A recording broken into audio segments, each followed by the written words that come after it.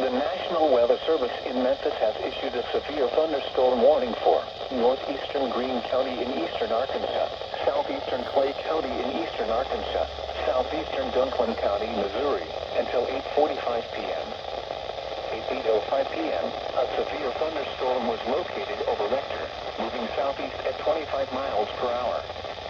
Expected hazards include 60 miles per hour wind gusts and half-dollar-size hail.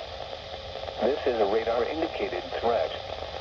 The following impacts are expected. Hail damage to vehicles is expected. Expect wind damage to roofs, siding, and trees. Locations impacted include Kennett, Sinoff, Marmaduke, Hornersville, Harvard, Hoigner, Fritz, Mounds, West Kennett, Leonard, Nolan, Rives, Hornersville Junction, Octa, Scobito, Vincent, Gilbert, Carib, Deerland, and Europa. Repeating, a severe thunderstorm warning has been issued until 8:45 p.m. for the following counties: Dunklin, Missouri.